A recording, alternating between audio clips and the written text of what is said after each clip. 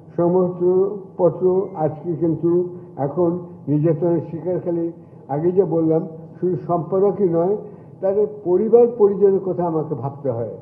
আমি কিন্তু বাংলাদেশের মাসের প্রথমে 1 তারিখে বেতন দেওয়ার কথা চালু করেছিলাম প্রথা, এবং সাংবাদিকদের জন্য এয়ার কন্ডিশন রুম অথবা মোটরসাইকেল ইত্যাদি দেওয়ার ব্যবস্থা করেছিলাম, এবং এখন আমি বলে যাচ্ছি তাদের পেনশনের ব্যবস্থা করার কথা, এবং ঢাকা প্রেস ক্লাবের সংলগ্ন একটা গেস্ট হাউস করার কথা এখন আমি বলে যাচ্ছি। আপনারা সেটা করুন। আর নির্যাতিত কথাটা কিন্তু খুব সংক্ষিপ্ত কথা। এই নির্যাতন মানেটা কি? নির্যাতন মানে কিন্তু দৈহিক নির্বাচন, এটা নির্যাতন মনে রাখতে হবে। আমি যে যাই করি না কেন, ক্যালেন্ডারের পাতায় কিন্তু দিনগুলো এগিয়ে যাচ্ছে, যায় যায় দিন মানেই চাই। আমরা সবাই কিন্তু আসলে ক্রমশই অবধারিত মৃত্যুর দিকে ধাবিত হচ্ছি। সেইখানে এই বয়সে দৈহিক নির্যাতন অনেকের পক্ষে সহ্য করা সম্ভব নয়।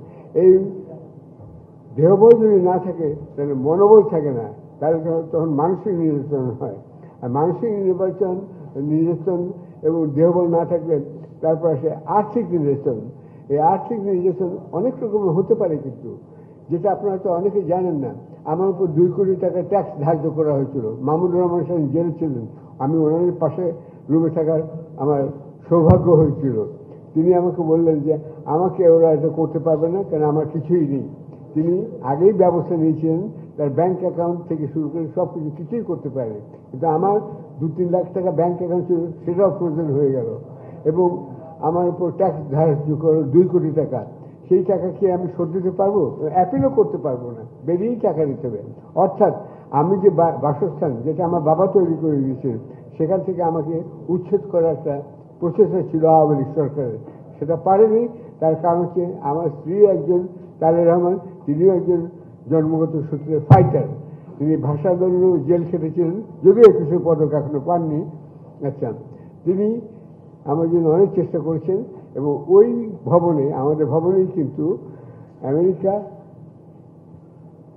ব্রিটেন এবং সুইজারল্যান্ডের কতগুলো কাজ ওখান থেকে পরিচালিত হয়, এনজিও, নারীর ক্ষমতায়নের বিষয়ে। সেখানে সেই জন্যই হয়তো শেষ পর্যন্ত সেই আমাদের বাড়িটা হাসিনা গুড়িয়ে নেয়নি বা নিয়ে নেয়নি। যাই হোক, এখন আমি বলতে চাই যে সবাই একটু আগে বলেছেন অনেকে, এই যে মামলা চলছে, অ্যাটর্নি জেনারেল মতে প্রায় 7 লক্ষ মামলা এখনো ঝুলছে। এটা কিন্তু অনেক ক্ষেত্রে, বেশিরভাগ ক্ষেত্রে আমি মনে করি এটা বৈষম্যমূলক একটা রাজনীতি মামলাগুলো হচ্ছে। এখানে রাজনৈতিক এবং এই যে সাংবাদিকরা মামলার শিকার হয়েছেন, এই রাজনৈতিক মামলাগুলো এবং চক্রান্তমূলক মামলাগুলো যেগুলো আওয়ামী লীগ সরকার করেছে, সেগুলো আমি একটি নির্বাহী আদেশে একদিনে প্রত্যাহার করার জন্য বর্তমান সরকারের কাছে অনুরোধ জানাচ্ছি। এটা করা কিছুই নয়। তারা যখন অবৈধভাবে এইসব মামলাগুলো ঝুলিয়ে দিয়ে তাদের পরিবার পরিজনকে, একটু আগে উনি অনেক বলেছেন, আমি বুঝি তাদের কষ্ট, আদালতে যেতে হয়।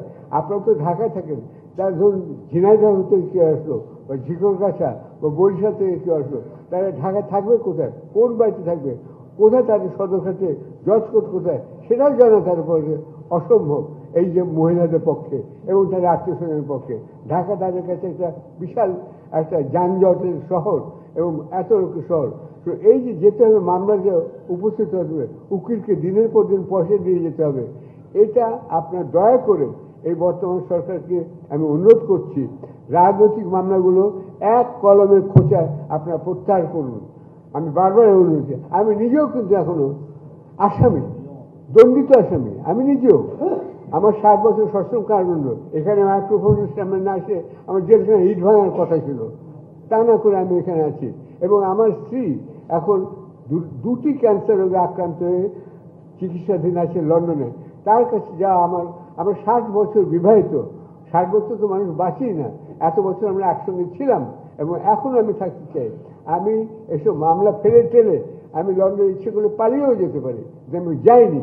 আমি এখানে এসেছি, সারাদিন একা থাকি এবং কাগজ অফিসে যাই, এসে আবার কাজ করি। স্ত্রীর সঙ্গে রোজ রাতে খবর নেই, সেও খবর নেয়। আমার তো তার এই যে চিকিৎসা চলছে, রেজিস্ট্রেশন নিতে হবে, আমার তো তার পাশে থাকা উচিত। সে কখনো বলেনি যে তুমি আসো, সে বলে তুমি মামলাগুলো অ্যাটেন্ড করে আসো। এই জন্য তার অনুমতি নিয়ে আমি লন্ডন থেকে 18 বছর নির্যাতিত, যার মধ্যে 8 বছর আমাকে নির্বাসিত থাকতে হচ্ছে এবং 1 মাসে আমাকে নির্জন কারাবাসে থাকতে হচ্ছে।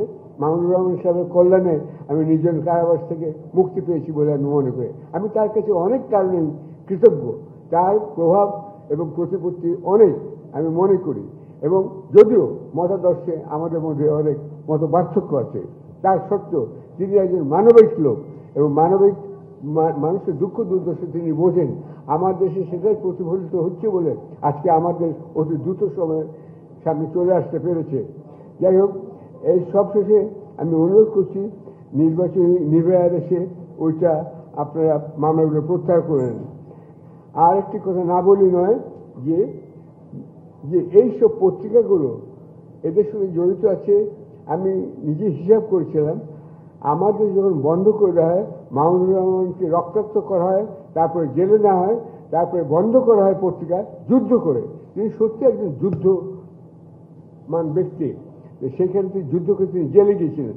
আমি আমার দেশের অনুরোধে সাধারণত আমি বক্তৃতা দিতে পারি না। টেলিভিশন বলে এক জিনিস, আর এত লোকের সামনে বলা আরেক জিনিস। আমি লিখতে পারি কিন্তু আমি বলতে পারি না।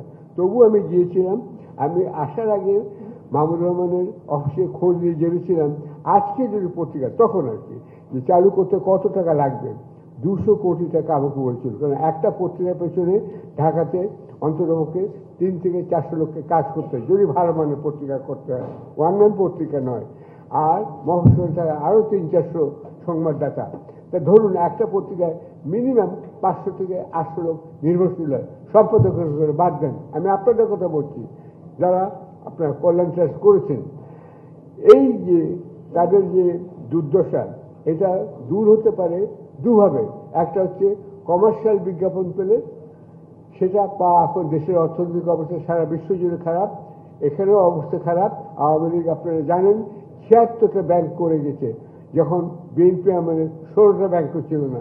সাইফুর রহমান সাহেব অর্থমন্ত্রী, তিনি আমার পার্টনার ছিলেন, সিনিয়র পার্টনার আমরা দুজন ছিলাম। আমরা দুজনেই হতবাক হলাম দেখে যে আওয়ামী লীগ একের পর এক দিয়ে গেল আপনার 76টা ব্যাংক, যার ফলে দেশে আজকে এত মূল্যস্ফীতি, নিত্য প্রয়োজনীয় খাদ্যদ্রব্য, বাড়ি ভাড়া সব বেড়ে গেছে। এগুলো থেকে মুক্তি পেতে হলে তাদের নির্ভর করে, সাংবাদিকরা পত্রিকার উপর নির্ভর করেন। একটু আগে একজন বলছেন টাকা টাকা টাকা, টাকাটাই হচ্ছে আসল। এই সব যে আমরা সম্মেলন করছি, আমি খুশি হব এরপরে যদি উপস্থিত সাংবাদিকবৃন্দ একটুখানি নিশ্চয়তা পান যে মাসের শেষে তার টাকাটা পাবেন।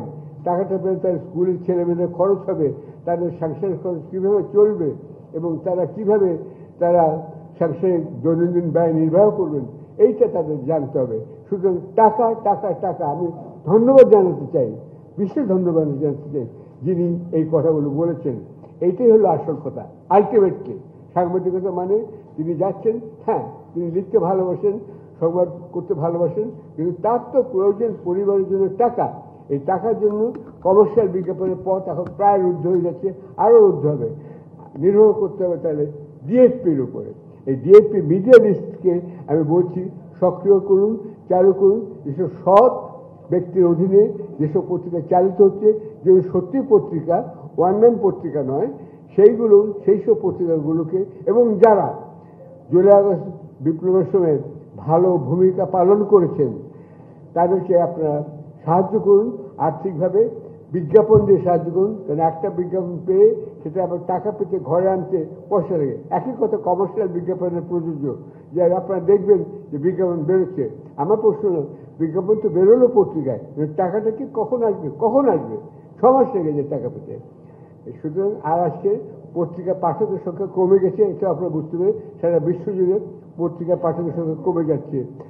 সান, গার্ডিয়ান, মিরর, এগুলো যারা মিলিয়ন বিক্রি হতো, সেই পত্রিকাগুলো এখন বলে দিয়েছে 1930 সালের পরে, 2030 সালের পরে সেই পত্রিকাগুলো আর বেরোবে না, এরকম অবস্থা। সুতরাং কমার্শিয়াল বিজ্ঞাপন নয়, এখন পত্রিকা বের করতে গেলে আমি সরকারের মিডিয়া লিস্টের সহযোগিতা আশু এবং বিনা বিলম্বে কামনা করছি। এতক্ষণ আমার কথা শোনার জন্য ধন্যবাদ। আমি বিশেষত যারা এখানে হতাহত হয়েছেন সেসব পরিবারকে আমি আমার আন্তরিক কৃতজ্ঞতা ও শ্রদ্ধা নিবেদন করছি, এবং যারা স্বর্গগত তাদের প্রতি আমি আমার শ্রদ্ধা নিবেদন করছি। ধন্যবাদ সবাইকে।